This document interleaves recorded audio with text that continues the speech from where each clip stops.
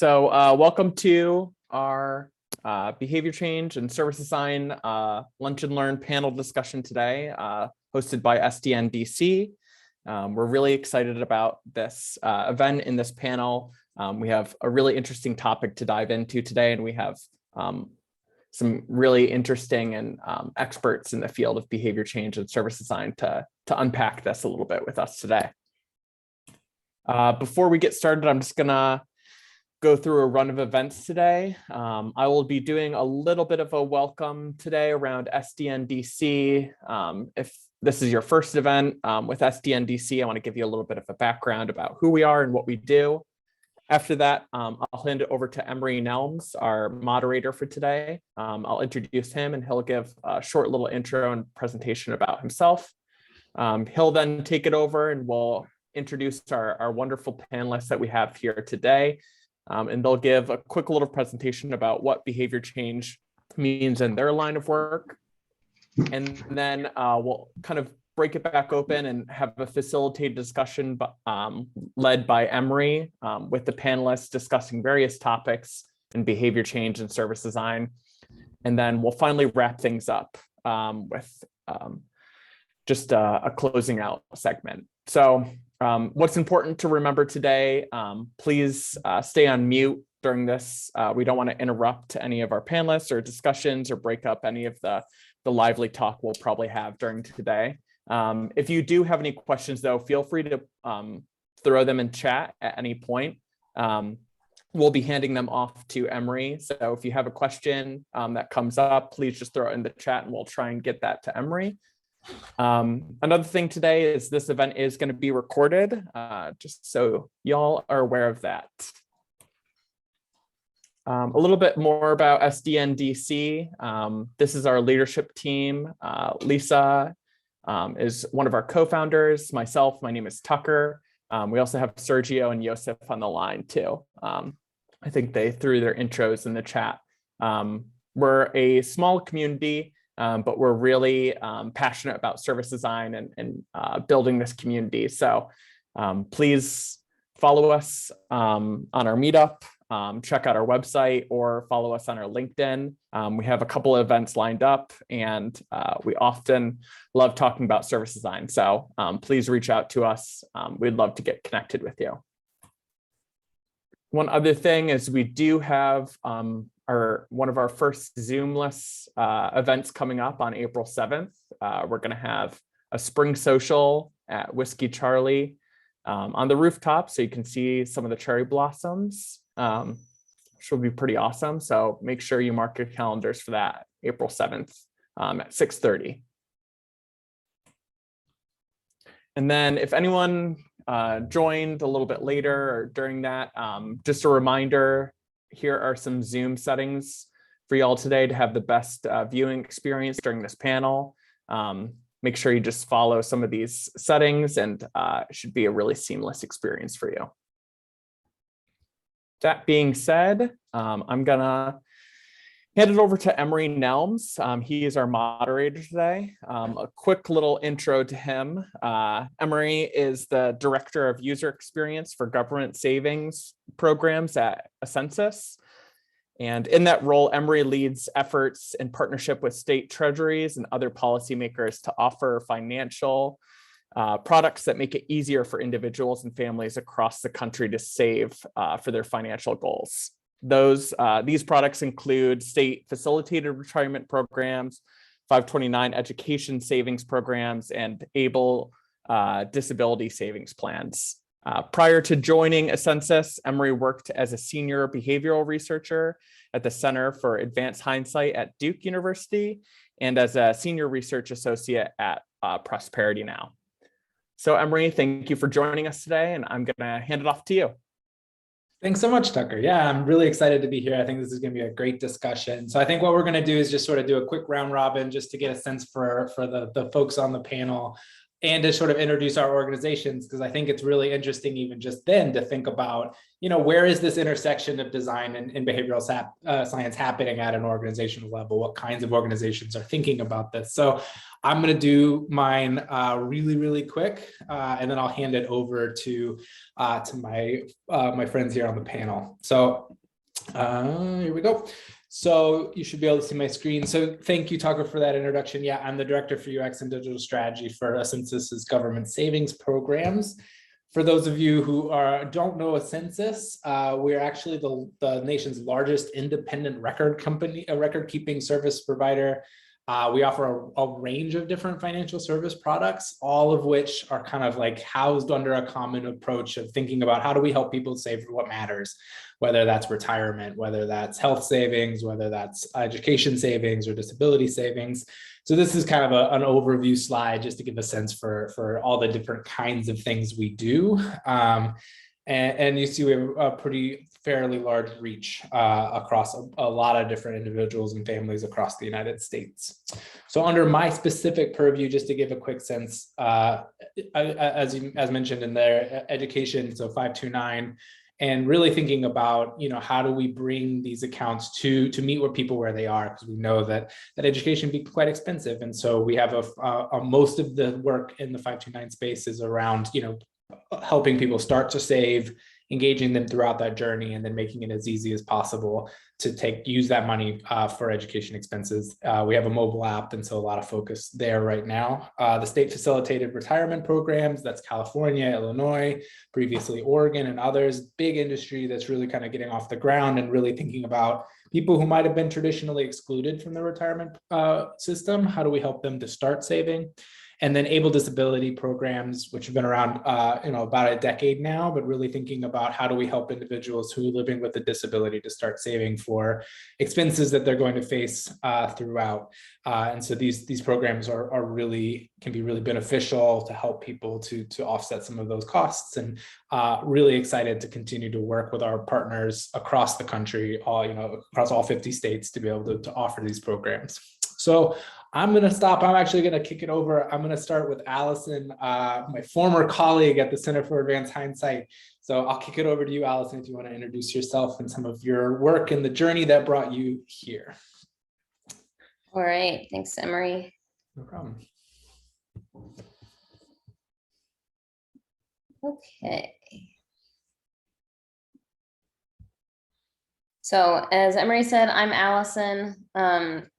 A little bit about me. So I spent 4 years as a design strategist and UX designer at Deloitte Consulting, specifically in a little kind of incubator of innovation called the Insight Studio, where we scoped and designed kind of the design work stream to build analytics, prototypes, and solutions for our clients. So I used to sit in the Deloitte Roslyn office right there in the DC area. And as Emery mentioned, I currently work at the Center for Advanced Hindsight at Duke, so Dan Ariely's lab, as a behavioral researcher, and primarily working with fintechs, designing for behavior change in their products, trying to encourage healthier financial behavior. And I will actually be leaving Duke in about a week, and later this month starting as a behavioral scientist at Humu. Humu has a software product that is really trying to basically improve the ways that we work. So improve team culture, improve management by essentially pushing really timely behavioral science backed insights to people in their workplaces. So I'm specifically today going to be talking about my work with Duke because that's where I am right now and what I kind of think is the most interesting for this discussion. So the Center for Advanced Hindsight works to make people happier, healthier, and wealthier with behavioral science, both domestically and internationally. And specifically within the Center for Advanced Hindsight, I work in the financial space and what we call the Common Sense Lab. Dan Ariely loves puns, so there you go. So we create and test solutions to improve financial well-being, trying to really move the needle on these behaviors listed here. So Emory is doing some of that at a census now, but trying to increase essentially emergency savings, longer term savings, decrease bad debt, getting more money in people's pockets, and then also trying to decrease their expenses. So those are kind of the levers that we're trying to pull. This seems like a shameless plug, but I think it's helpful to understand that the lab I work at is funded by grants, because where our money comes from can really drive essentially both mission and methodology pretty heavily. And so knowing, you know, we're grants funded, we're an academic lab, gives a little bit more leeway on exactly what kind of research we choose to do and how we design for behavior change. Just a little bit about kind of our process. I think it's helpful to see, especially if you're coming primarily from service design. So behavioral science kind of really tries to reduce down to what is kind of this variable that we want to design around, and then how can we kind of test to see if we can move the needle on that variable. And so we kind of come in and do, you know, this diagnosis, which can be fairly similar to like the discovery phase in design. But then we kind of try to winnow down and design an actual intervention, say what behavior are we trying to move the needle on? Okay, how can we move the needle on that behavior? Let's test whether our hypothesis was correct. And then because we're an academic lab, we say, let's share that back out so that other people know that, you know, humans behaved in this way in this instance, and they can kind of use that in their product and service design as well. I think that it can be a little bit difficult to understand kind of exactly how this works if you're not from the behavioral science world. So I'm going to take kind of 2 minutes to just walk through a really quick example of how we have done this in the lab. So in one of my projects, we essentially were trying to increase emergency savings, right? 36% of Americans don't have the liquid cash to cover a $400 expense. And we said, hey, people get credit card rewards, right? There's a stat, the average kind of credit card company spends, you know, $167 per rewards account, at least in 2018. And so we said, can we get people to put their credit card rewards into savings, try to kind of build up a little bit of an emergency cushion if they don't have one.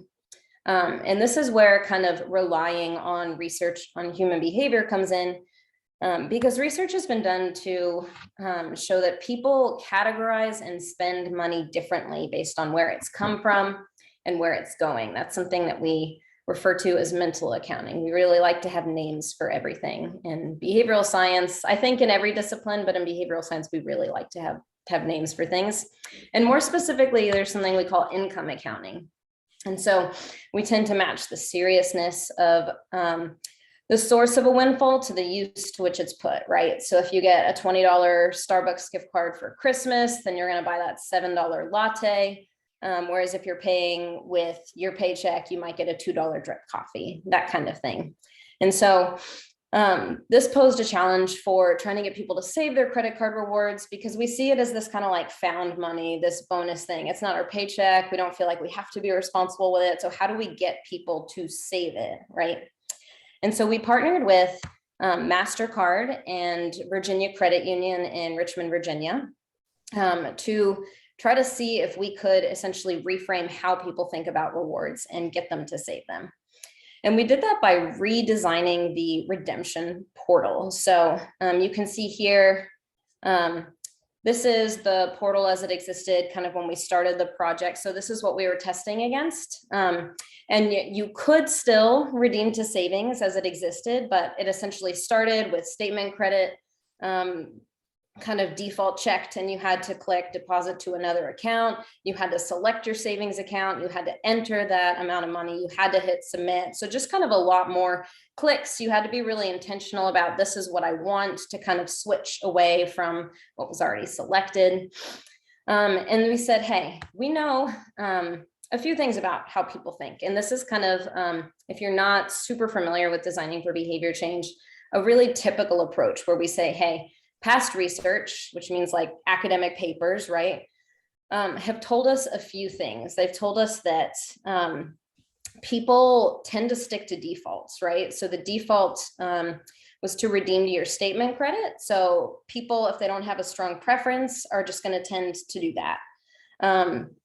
We also know that people really rely on anchors, on kind of the first piece of information they're given about a topic. So the amount that's kind of quoted for how much you redeem, that's going to matter. And then we know that like even tiny minor friction costs, this is something that, you know, in design we're really familiar with, can impact whether or not somebody performs a behavior. And so we wanted to say, how can we use these things we know about human behavior to move the needle on this? And so we essentially moved them both ways. We redesigned the portal so that the default had this deposit to your savings account. And when you land here, automatically that full redemption amount is populated. So if you logged into your savings portal, all you had to do was click submit without touching anything, and the full amount would be redeemed to your savings. And then we actually kind of upped the friction a little bit for the other pieces. So you had to kind of specifically select, you know, one of the other radio buttons, but then also enter how much you wanted to redeem before hitting submit. Whereas for savings, it was just kind of automatically populated. And what we found was that people who had that kind of initial screen, before we came in and redesigned it, 13.5% of them during the kind of 3 months that we ran this experiment made a redemption to savings. And for the people who had the redesigned screen, more than twice as many made a redemption to savings during kind of the period that we ran this experiment. And so this is just, again, kind of a super quick example trying to say, like, what does it mean to design for behavior change, to kind of rely on things we know about human behavior. And, you know, this was just kind of like redesigning like a simple radio button selection situation, and resulted in 35,000 more dollars redeemed to savings during the kind of period that we were running it. So again, just a quick example. We can chat more about all of this during the panel, but if you want to learn more about my work, you can also check out my Habit Weekly case study about behavior mapping. And then just this morning, my Action Design Radio podcast was launched that kind of accompanies that. I think we're going to talk about mapping later today as well. So yeah, all right, I'm going to hand it back to Emery. Awesome. No, so exciting. There's a lot in there to unpack. I'm sure we're going to dive into it. And congrats on the podcast. That's super exciting. I didn't hear about that. So cool. I think from here, let's kick it over to Brandon, I think is next. So if you want to go ahead and share your screen, walk through stuff, that'd be great. Yeah, sure will. Of course, my neighbor, I think, decided to do some heavy industrial work outside. Perfectly timed for this panel. So hopefully it won't be too bad. But yeah, fascinating work, Allison. Great examples of how humans aren't completely rational actors. There are interesting things we can do and have big differences in the outcomes. So my path into this moment, let's see, I went from my second round of design education, because I guess one wasn't enough, at the Institute of Design in Chicago. Went to San Francisco and worked with an organization called Adaptive Path, a small agency, but some know of it because it tended to have an outsized influence on user experience design. But I led Adaptive Path, and we were acquired in about 2014 by Capital One, where I led across various parts of the consumer-facing digital experience. The app, the website, the AI, that sort of stuff. But my climate anxiety got the better of me and led me to join a nonprofit, which is RARE. You've probably never heard of RARE. So let me explain it just a little bit, what the heck RARE is. Our focus is on conservation and bringing behavior science, applied behavior science, to conservation. globally, we have about 450 behavior change campaigns across 60 countries. Most of those are fisheries or farms, places where people may not be doing great fishery practices today, literally dynamite fishing, but how do you get them collectively to make a different decision to do something that may not be so good for them today, but over the long haul is great for everyone and can create a great fishery. And so our average campaigns can increase adoption by about 18 percentage points, which is pretty high when you think like smoking cessation and other health screening programs. Those end up topping out around 4 or 5, maybe even as high as 9%, but not incredibly high. And so we're now focused on climate change really as a new area, a new program that I'm leading, specifically focused on the United States. And our focus is to engage 10% of Americans in adopting some different behaviors that have the greatest impact on lowering their emissions, things like how you eat, where you get your energy, how you get around. So for just a couple of quick examples of what this looks like, we partnered with Netflix, Project Drawdown, and Count Us In for a impact campaign around the very popular Netflix title, Don't Look Up, so that when cast and directors tweeted or talked about it, they had somewhere to point people to. And we had a climate action site where people felt motivated, and we applied some behavior science techniques to actually get them into behaviors that could have the biggest impact. Other examples are in social media, because people change when they see others changing around them, and just to create what we call a dynamic norm, the idea that some of these behaviors, hey, more people are trying to do this around me, and I should change too. We also feel it's our job just to disseminate and make the behavior science more accessible. So a couple things coming out, I think late this week, maybe next week, is a behavior change journey kind of playbook that we developed with Harmonic Design around 3 different behaviors, one of them being adopting a plant-rich diet, but just what does a proper journey look like, where you integrate behavior science into those journeys, as well as an upcoming piece with Count Us In to define what the heck is a climate action platform and why would you ever use one. So that's it for me. I'm turning it back. Awesome. That's super exciting work. Also, lots to dig into. Speaking of Harmonic Design, Olivia, let's kick it over to you and see. I would love to hear more about what what led you to this point. Yeah, awesome. So I work at Harmonic Design. I didn't get to work on the project with Brandon, but I do get to work with some coworkers who helped out, like Tucker and DC. So how did I get to Harmonic? It's been a pretty crazy path. So I didn't put all the places I've worked, but I did everything from really early stage startups where I started in UX to then I got my master's in interaction design. And now in a month, I'll graduate with my master's in applied sociology, which has led me to understanding more about behavior change. And I've been really looking into this more and how I can incorporate it in our service design processes. So especially at Harmonic, we work with clients and we provide them our service design capabilities, but we also have this offering where we'll partner with clients to actually build the capabilities within their organization. So a lot of our job now could be coaching and teaching how to do service design to people who have not done it before. So it's actually interesting because there's a lot of behavior change that has to go along with that as well in adopting new ways of working. So just an example of how we might use this on a project. A lot of our work is under NDA. So unfortunately, I didn't have anything I could show, but this is a blurred out view of a service blueprint we created. And what we did here was try to add in some moments of friction where the outcome of the behavior didn't line up with the reality. So either because of what the customer believed they were doing, they thought a different outcome would happen, or the organization expected the customer to complete something and then understand what happens next. And that wasn't always occurring. So we called out a lot of friction points. This was also a really zoomed out analysis of business loans and how customers go about getting business loans.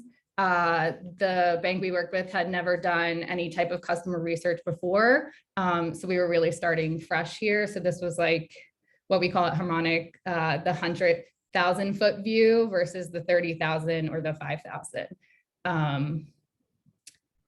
So one thing that I wanted to talk about, and I think Allison's chart was really great also at making this process simple, but what I have here is also focused on sustaining behaviors. And I think as service designers, we're usually pretty thoughtful in making sure that we measure and evaluate and continue to improve. And that's the same with behaviors, because at the end of the day, we are changing or attempting to shift the behaviors of humans. And as humans, our needs, goals, and motivations change over time.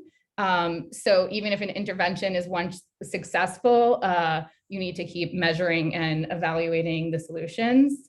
And then something else important here. So the motivation, ability, skill, and culture all go into what supports the current behavior. So it's really important to understand and get that snapshot of the current state before you're able, and like understand that current behavior before you're able to implement some interventions. Usually interventions will be more than one thing. A lot of times you'll see at companies, they'll just provide training and say, okay, now that we provided training in how to be agile, even though you've worked here for 30 years, you went to the training. So now you should be able to use agile processes.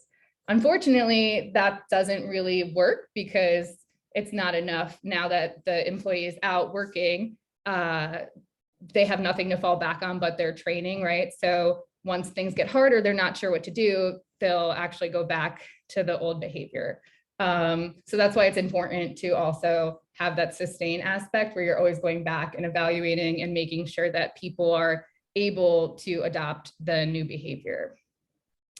So I did want to share some examples that I thought were interesting, just to give a feel of what type of things are out there, even though they're not things I have worked on. But for the first two examples, I have some spatial behavior interventions that went on. So the first is Atlanta Airport. They actually just installed I think like a $4.5 million art installation, which is pretty cool. But if you've ever noticed that when you arrive at the gate, the walk to the baggage claim is pretty long. And they do that on purpose. They used to get a lot of complaints about long waits for baggage. So as a solution, they just lengthen the time it takes you to get to the baggage claim. And now they're also adding all these different installations to keep you busy on your way there. These second photos I pulled from this restaurant in Atlanta called Lady Bird. It's a really great brunch place if you ever visit Atlanta. So when COVID happened, there was a worker shortage and they ended up switching their service model. So they no longer waited at tables. And to signify this, they made the counter, as you can see, that's the behind the bar. These are both of them. So they sort of changed it, put the menu up there, replaced that deer head, and put a counter right as soon as you walk in. So you immediately know, okay, now I have to order here before seating myself. Some fun ones that are rewards that encourage behaviors. In Moscow, they had residents do 30 squats for a metro ticket. So that could be something for like a public health initiative that's fun and interesting. Or even McDonald's had their Monopoly, which is sort of a reward system because you get prizes in food. So it'll keep you going back to McDonald's, and the behavior of getting yourself a Happy Meal or a large fry, whatever it might be. But reward behaviors are interesting too, because usually they only last as long as the rewards are there. And then this last one is a pretty crazy one. So you can design to decrease risky behavior, or if you don't think about how people will behave in the system, it could increase risky behavior. in this example, Citibank had, they were supposed to send the payment back to Revlon, but the person had put in the entire amount in principal, and they were supposed to also click a few more buttons. And this actually went through an approval committee. So I think 3 other people checked it and still went through. So they ended up sending back, I think it was, they were supposed to send 7.8 million and they ended up sending 894 million. And the lawsuit just came out and said that Revlon is not responsible for paying it back. So all because of this behavior and this setting that led to them thinking that that's how they should be acting, they lost a lot of money for the bank. And I'm sure a lot of people were in trouble for that. Awesome. So let's now all live in fear of our user interfaces. And it's terrible. I actually did have, before we jump in, I had a really good friend who told me that the McDonald's rewards program was the most successful behavioral intervention of all time. Just, I don't know if that's true as a pretty bold statement, but I can definitely speak to my 3-year-old how much they love that. So pretty great.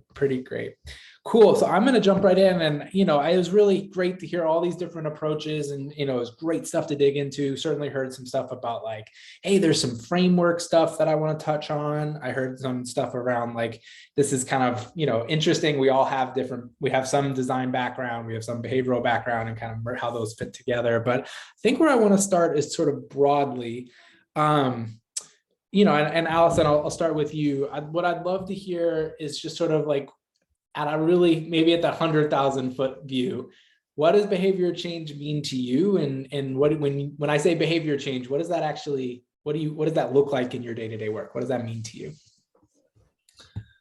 Yeah, so I came from a design background into the field of behavioral science. And I think, in my time as a designer, so much of it was, what do we want people to do? Well, we want them to use our product, right? Like that's the behavior we want. We want them to use it. And I think that Dan Egan at Wealthfront actually puts this really well when he talks about the distinction between user or customer experience and behavioral design. And he talks about user experience really being kind of the more momentary interaction with a product or service, right? Is it kind of really fluid?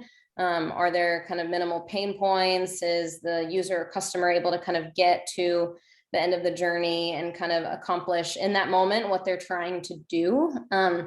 And designing for behavior change has a lot more to do with kind of how the product or service is actually impacting someone's life past their kind of interactions with it in that moment, right? So are we helping them kind of reach a longer term goal? Are we helping them form a habit? And that's kind of how I think about it, right? Because as you're kind of designing to try to change behavior, what you're not trying to do, at least in the way that we at the lab do it, is manipulate people. You're trying to help them take behaviors that align with maybe their long-term goals rather than their short-term ones, right? So, short-term, we like to eat donuts, we like to do all these things that, aren't bad things, but they often conflict with our long-term goals. And so designing for behavior change, I think,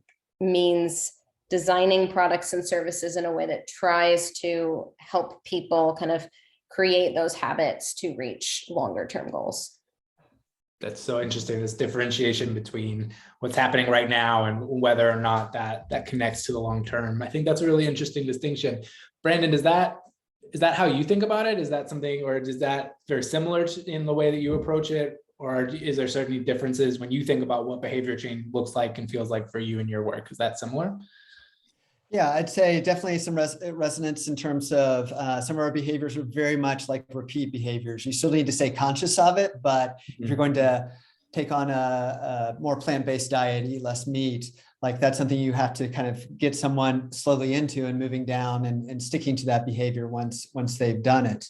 But also I sense like, let's just be honest, it's really, really hard to get people to change behaviors. One of our first attempts out of the pipeline was like, okay, we want people to eat less meat. There's a belief that maybe among some, like, it's just not satisfying or it's hard to do to cook a meal without meat. So we tried to give away meal kits to people for free to get them to just try out this new behavior. And we learned we couldn't do it.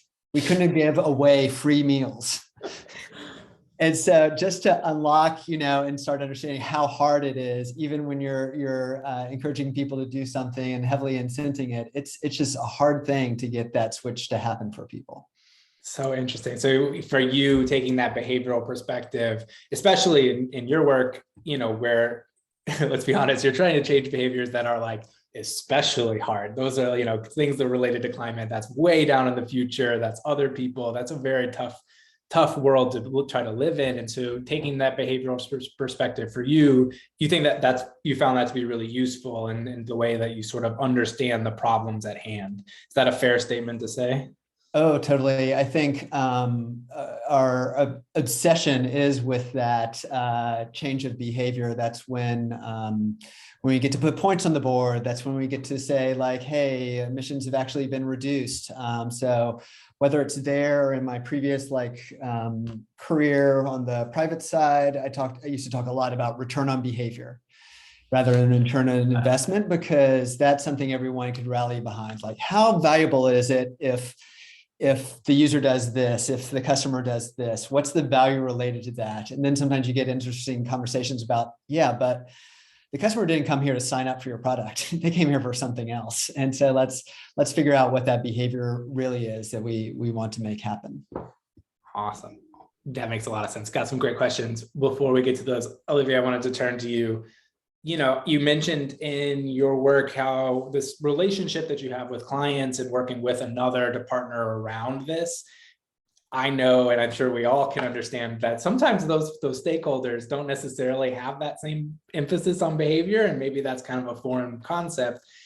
When you're working with clients or even internal stakeholders that may be approaching this problem from a different perspective, how do you articulate the importance of rallying behind return on behavior? How do you articulate that emphasis of behavior and why that's really important to you? Yeah, so I think a lot of times when we work with organizations, they already have procedures in place that are influencing behavior. So a lot of times they'll come with goals and say like, our employees are entering reports, but they have 70% errors in there and we want to lower that. And then it's like, okay, so if we examine what's going on with that and we understand how they're entering reports and everyone's trying to get through them fast because their performance is measured on how many reports they enter, then we can say, okay, so if we effectively change this influence on their behavior, then we'll be able to make a difference. So a lot of times it's sometimes taking them through something like that the initial time, or providing like examples of things that have happened in the past. But yeah, a lot of, we also try to take our clients or stakeholders along, especially when we're coaching them. They are part of the research and they help develop the plan and everything. But we always make sure that anyone on the team, even if they're just like a sponsor of the project, an executive level, we still like to make sure that they attend an interview or are getting some good information from the interview. So if someone's like struggling to do a certain thing or just sharing really good quotes with them, we kind of like to use like video and audio to share that back also. Makes a lot of sense. Okay. Connecting people with, in the moment, that makes a lot of sense. Cool. So we've got some good questions that I want to kind of touch in that lead into another sort of broader topic that I wanted to get your guys' thoughts on. So Sweta and Nicole have both sort of posed questions around how do we actually do this in practice, right? Like we have, and maybe we'll get into like the intersection of design and behavioral science here in a moment, but I want to come back to, I actually kind of want to stay with you, Olivia, just for a second. So taking this behavioral approach to solving problems, you showed that very nice graphic in Allison, you did as well, and showing this. So help me understand a little bit, like, what does that framework look like in practice? How do you actually apply behavioral science in your day-to-day work? What does that look like? Yeah, I think Allison had mentioned something too about seeing what research is out there, which I think is a big difference from how we've been working in design to if you come from a more academic or academic related organization, is people use the research or they understand the theories, or if you have a PhD or a master's in something and you've been formally taught research or behavior change, you're taught a lot of the theories and a lot of the things that go along with it. So it's easier, I would say, to incorporate that because it's already part of your process or knowledge.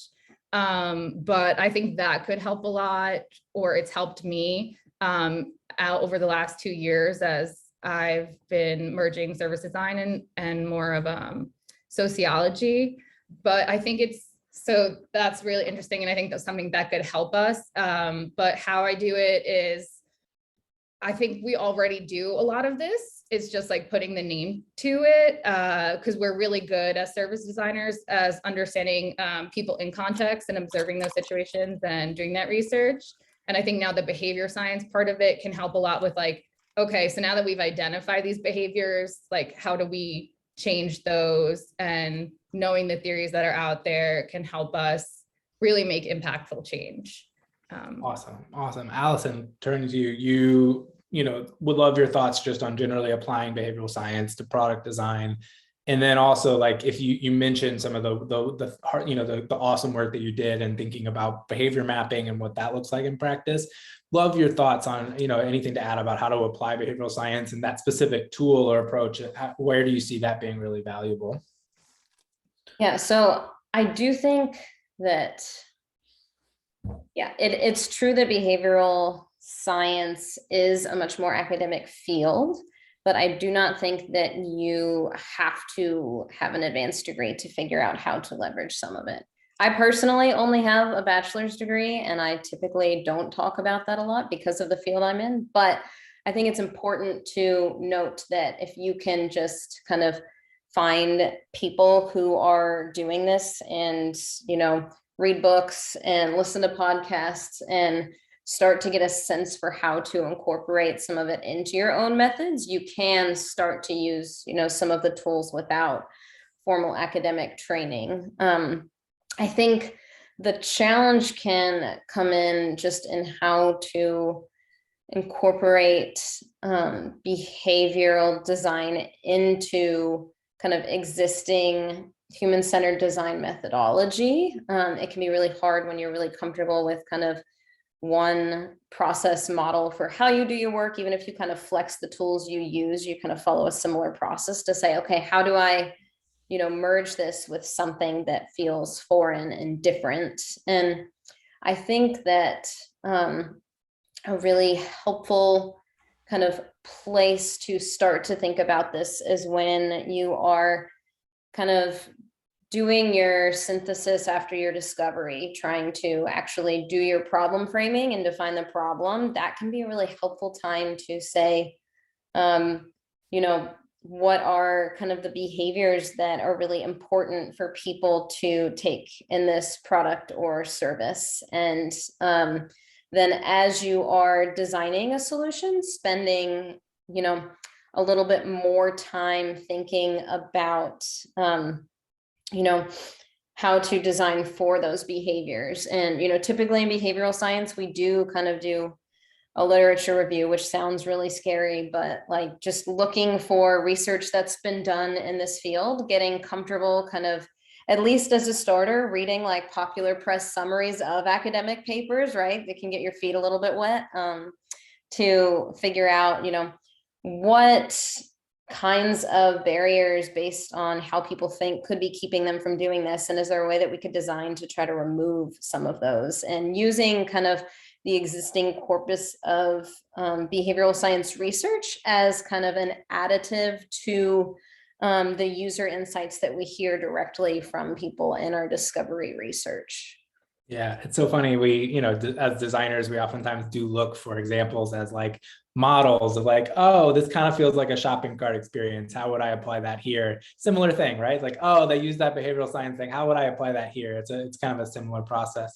But one thing that, neither of you guys kind of touched on that I think is really interesting is this idea of like how kind of like at the heart of behavioral science experimentation has been and whether or not that's sort of key to it. So Brandon, I would love your thoughts, especially doing work that's sort of like really, trying to get people to modify their behavior in really big ways sometimes. How does experimentation play into your role, into your work? And specifically thinking about like pilots or testing, like how do you craft this world in a way that you get early signals to make sure that whatever intervention you're doing is actually having the desired effect. And this question is coming from Aaron Gamble as well. So I just was curious your thoughts on pilots and testing and then experimentation, and how does that shape what behavioral science is in your viewpoint? Sure. So there's a lot of pre and post testing, right? Where was someone before? Did we actually change that behavior? Can we have a controlled study of someone who wasn't engaged, who didn't have the intervention, just to see like, hey, are we really having the impact? Not that different than like A/B testing on and digital experiences and things like that. We've used an approach called lean impact, which is kind of the lean product management designed for nonprofit space. But it's really to de-risk so that, for example, we have an upcoming pilot in April that is going to cost a good bit to pull off. So I asked, hey, you know what? That's a big risk. What can we do between now and then to see if this idea might really work?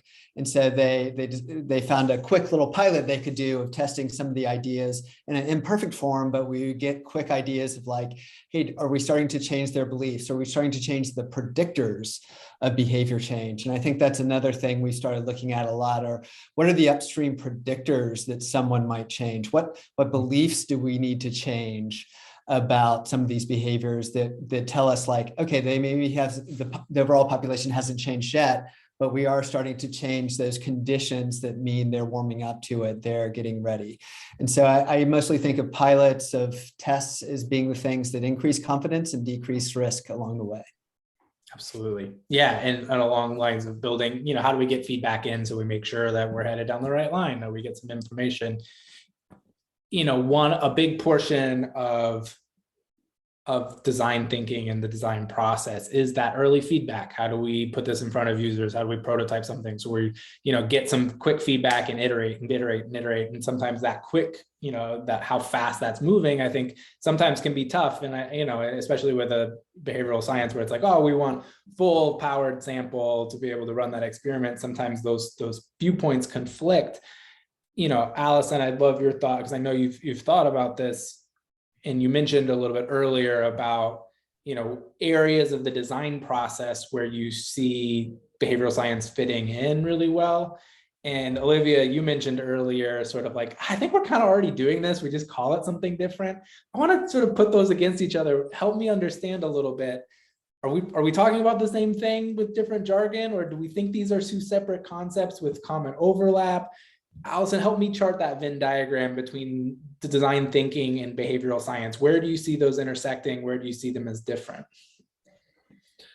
Yeah, so I think a helpful place to start is just kind of the goals of the different disciplines, right? Design is a very productive discipline. It is trying to produce a new, experience, a new product, or at least a re-envisioned one. And behavioral science is reductionistic, right? And I think that word can often be used with negative connotations. I really just mean it in its kind of root sense, meaning the goal is to reduce down to, a few variables to then test and see, what happens if we test, these few different versions of the experience against each other. How do people behave? Which one wins out? And kind of moving the needle. And so that can be, I think that's why we need to take them together, right? So in the Common Sense Lab, we don't create our own products and services. We partner with companies that have designers there creating experiences, and we kind of speak into those and say, okay, you're having issues getting people to do X, Y, and Z. Let's, run an experiment and test these different kind of versions to, so it's trying to kind of step into that process and say, where are the problem areas when it comes to the behaviors that you're aiming to have customers or users perform, and how can we use what we know of human behavior to kind of redesign there. But, behavioral science isn't really a discipline that's equipped to design and build a product or service from scratch. It doesn't really have a form, right? It's really, I think it shines when it comes and tries to kind of move the needle on a current state, and kind of the more granular and specific we can get about a behavior, like the happier behavioral scientists are, because they really like to kind of be able to measure things as closely as possible. And so in terms of just where you fit it into the process, I think I talked about, can we pull kind of some of these behavioral science insights during our synthesis when we're framing the problem. But I think, if we really want to figure out whether we're putting forward the best solution, whether we are truly driving behavior change, then accompanying like our user testing and all of the kind of much more evaluative research practices we would do in design, we need to be kind of running those experiments and testing the options against each other to make sure that what we're designing isn't actually, backfiring and having unintended consequences. I'm going to ask you, hold that thought about backfiring, and I'm going to come back to that here in a second. Some good, always fun to talk about that. But Olivia, I did want to kind of turn to you in your experience as going, expert level on both sides of this debate, and having been forced into a place where you have to sort of think about how to apply both in at the same time, or think about helping clients work through these sorts of things. What's your perspective on, how does behavioral science fit within a design thinking process? Where are those areas of friction, or where are the areas of opportunity where they kind of complement one another? Would love your thoughts. Yeah, I definitely agree with everything Allison just said. I am newer to behavior design, so I don't have so much experience incorporating it, but how I kind of see it fit is in my coaching a lot, using some of the practices to make sure that when I do leave our client's team, they're able to continue with service design. Mm-hmm. But then I think it is definitely harder with service design. You might have a broad goal, like improve customer service in this bank, which that's going to be like a lot harder to do as like a behavior intervention because it's so broad. But once you are doing research and understanding that, I think like Allison said, you can kind of pull in like what are some of those behaviors. And if you understand behavioral science, then you can point to maybe some things that are like easy to change, or even studies that have changed it, incorporate those. Then I totally agree that in user testing and places like that, I think also what we choose to measure on, so like metrics and KPIs, like the earlier example, where if you're going to measure people on the number of reports they submit, that might lead to behaviors that are not going to work with what your overall goal is. So yeah, so trying to understand that, I think it could fit in a bunch of places. I don't know if it's like very neatly, like here's how you fit it into your process. I think it's just, there's a lot that can help in a few different ways. Yeah, you are what you measure, right? I think that's a really good point. Brandon, I want to get you in on this conversation. I want to circle back on a previous question. You spoke a little earlier about how taking a behavioral science perspective was like so useful and core to the way that you think about the problems that you're trying to address. How do you see design thinking or service design playing into that? Or do you see it complementing or facilitating behavioral research or vice versa? How do you think about service design and design thinking in your role and in your work? So I'm fortunate I get to work with a lot of super talented behavior scientists every day. And I think one of the frustrating things is you'll find 2-3 different pieces of secondary research, pre-existing research that say contrasting things. One study will say, well, this will happen. The other study says the exact opposite thing will happen. And I think the great thing about service design and design thinking processes is you can help figure out, well, which situation is this we're designing for?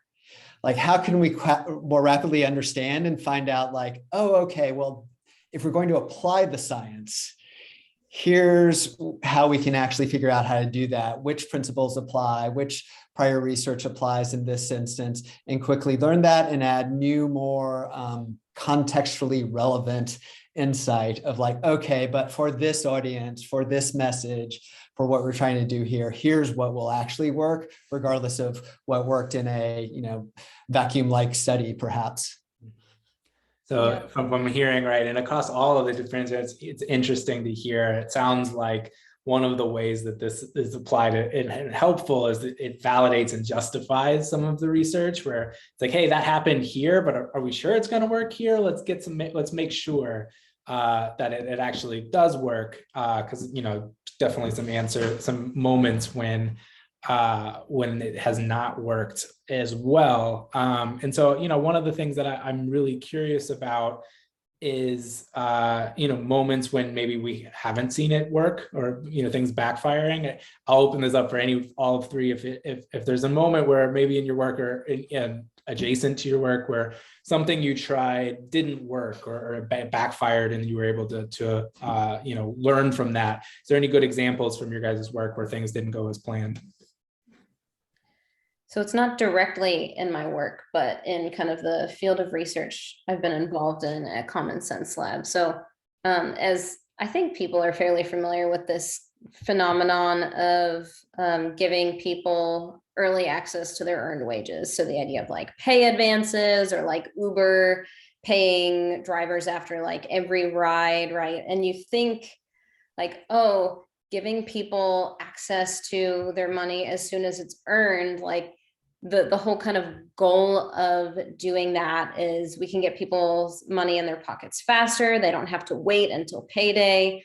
They can pay their bills now, like they're not, having to skip a meal or take a payday loan or whatever it is. And research that has recently come out by Wendy De La Rosa and Stephanie Tolley shows actually when you pay people more often, you increase their kind of subjective feelings of wealth. You make them feel like they're always kind of, flush with cash. That's a kind of overstatement, but, seeing this kind of constant trickle, it's like, oh, I've always got this money coming in.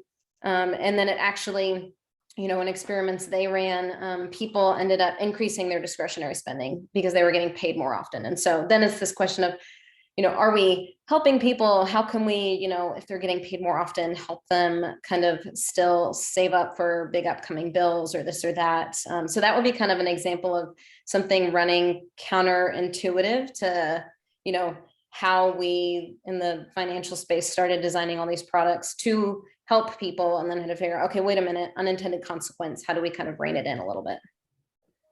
I love that. I think that also gets back to sort of what you were talking about earlier about short-term and long-term focus and alignment. It's like, hey, you may actually have a preference for wanting to be able to spend this money now or being able to have this available to you, but it's in your longer term interest to maybe hold that back and things like that. And, that's really great. It's interesting. I think we can all kind of agree that that's taking and improving, someone's overall financial health to be able to do that.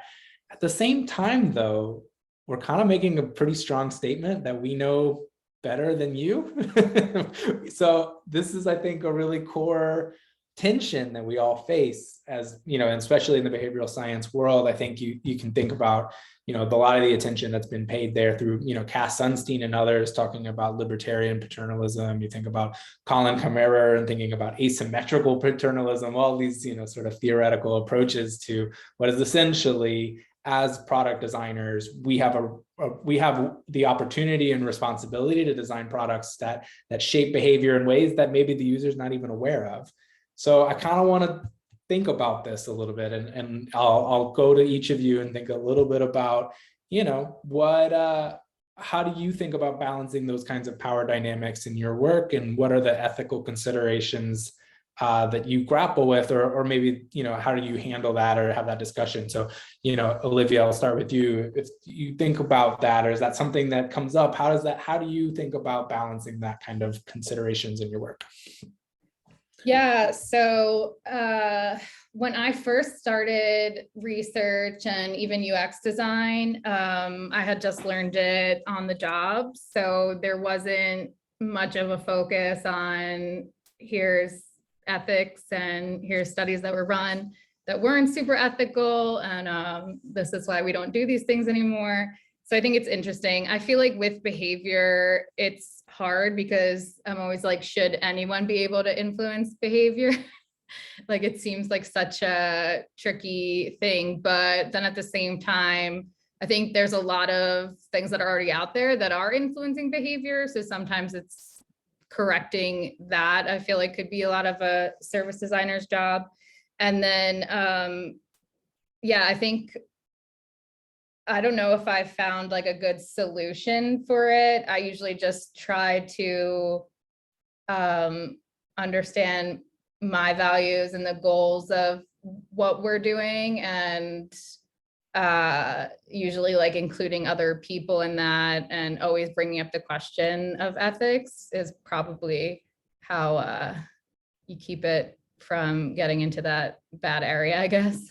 Keep it salient. Yeah, I totally understand that. Yeah, it's Brandon, I'd love your thoughts here too, especially because interesting on in your journey, starting with consumer facing stuff and then transitioning to things that maybe we could all agree have maybe a little easier time being like, oh, this is about climate change and protecting our environment and things like that. Has this changed for you over time, or how do you think about sort of the ethical considerations of behavioral science?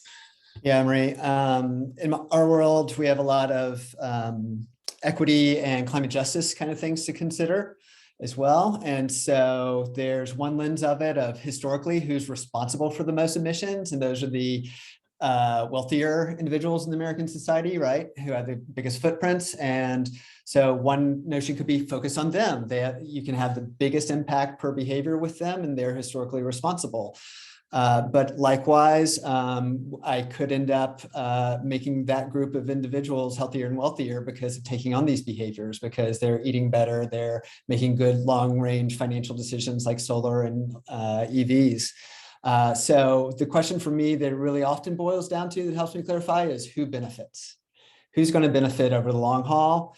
And that can help guide the good decision-making of, okay, well, do I need to find better ways to incent this behavior among certain populations so that they can benefit as well? So that's what it boils down to for me. That makes a lot of sense. Absolutely, thinking about from that perspective.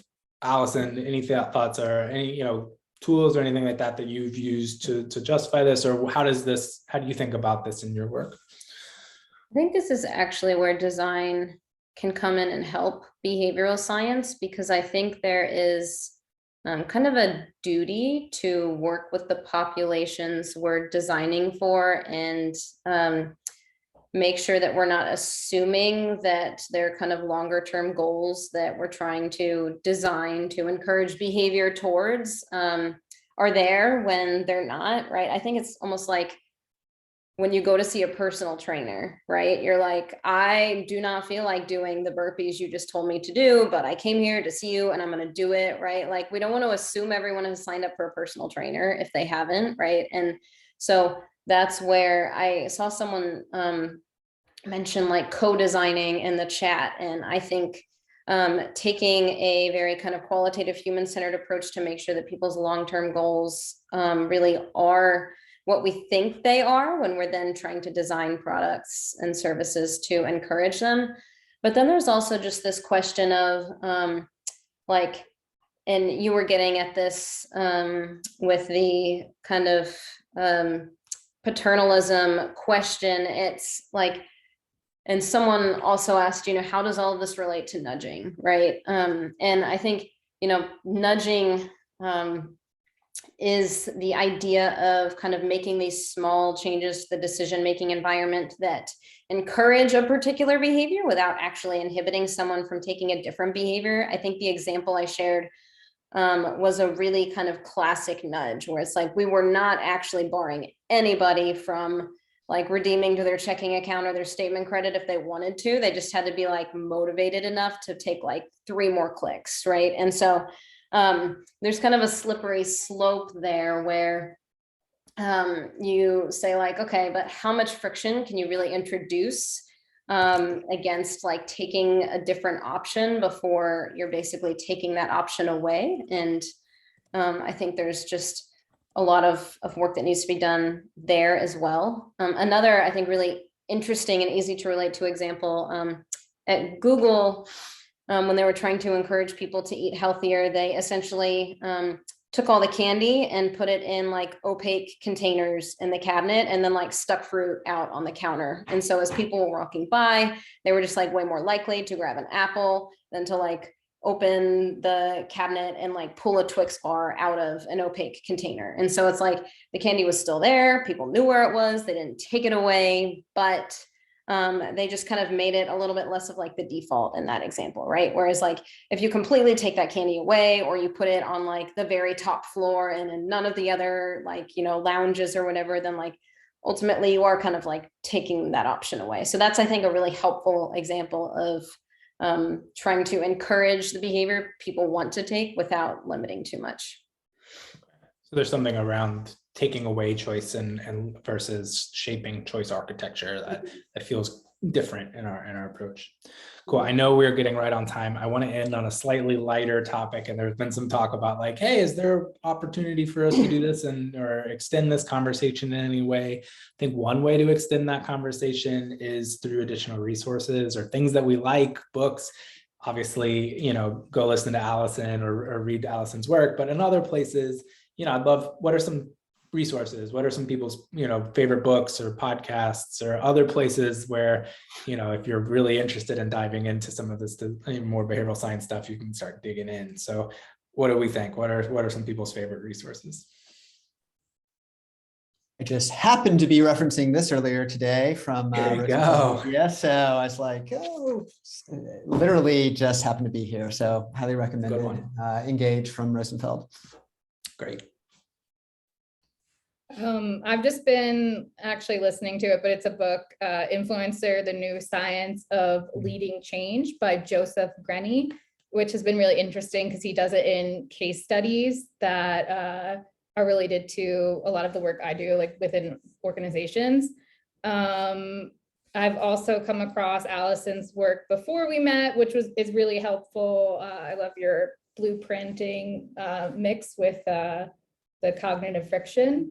And anything with Samuel Salzar, which he does a lot of great work. He also has a podcast, and Habit Weekly is his newsletter he runs. I would say subscribe to that. It's so interesting and amazing. And he's doing a lot of work to try to push service design and behavior science and find where we can connect the two.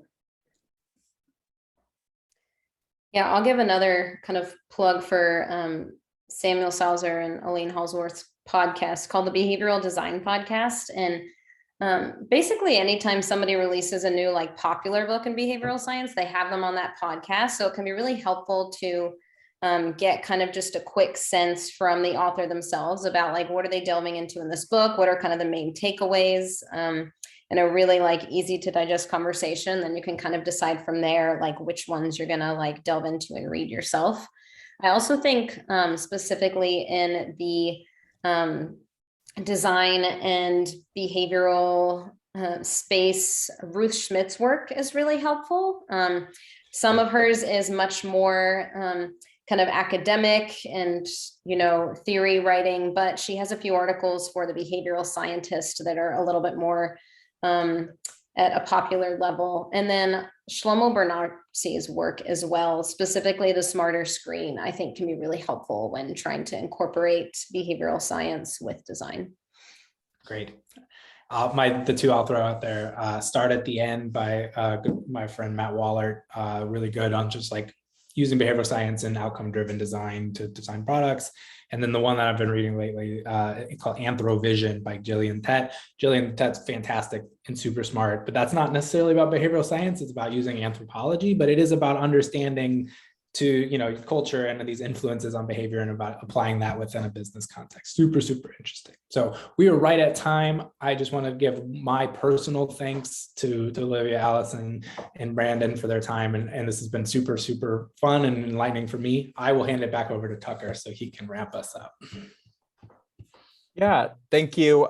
Thank you, Emery, for this discussion today. It was a really interesting topic. And thank you to Olivia, Allison, and Brandon for all of your thoughts and sharing your experiences and work with us.